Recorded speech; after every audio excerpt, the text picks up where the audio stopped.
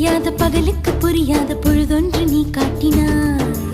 இதயத்தில் நீ இருப்பதனால் நான் தூங்கும் நேரத்தில் என்னுள்ளே தூங்காமல் நெஞ்சுக்குள் வாயாடினாய்.